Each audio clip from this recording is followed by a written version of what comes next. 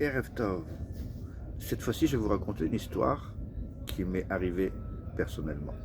Leilou Nishmat, Oriana Chana Bat Chaya Sarah, c'est la Askara ce soir. C'est une histoire qui s'est passée aux alentours des années 87-88. C'était la première fois que je voyageais chez le Rabbi.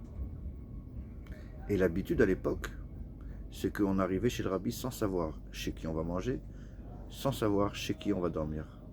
C'était comme ça. Et on ne s'inquiétait pas pourquoi, parce que c'est comme ça que ça marchait depuis des années. J'arrive avec mon ami, on pose nos affaires au 770, on va prier Mincha, on prie Arvit, et ensuite, tous les visiteurs, on sortait sur le trottoir et on attendait.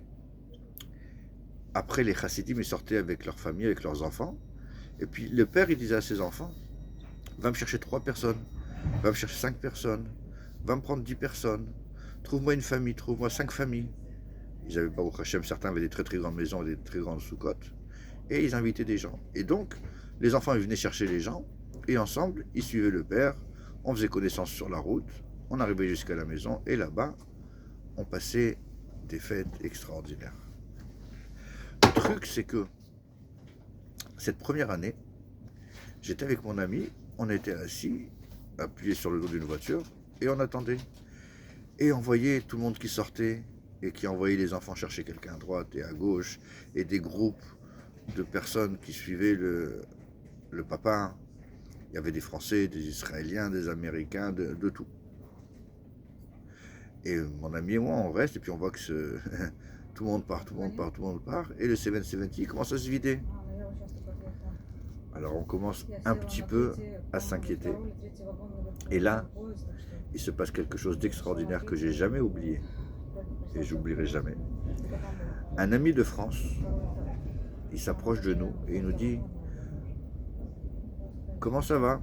Alors on dit « Pas au Hachem, ça va, Chag Sameach » Il dit « Vous avez l'air un petit peu angoissé ?»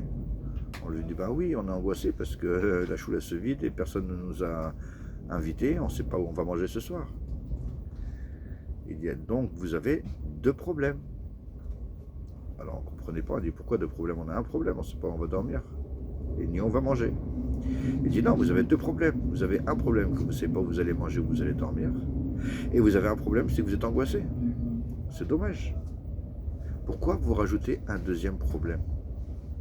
Est-ce que le fait de vous angoisser, ça va résoudre le premier problème? » Et ça, je me suis toujours rappelé de cette histoire-là. Et effectivement, quand on a un problème et qu'on s'angoisse, on a 2 problèmes. Et de toute façon, le fait de s'angoisser n'a jamais résolu un problème. Alors, restons joyeux, restons confiants. Laissons Akadosh Baruch Hu faire son travail. Et un problème, c'est un problème. C'est pas 2. Bye bye.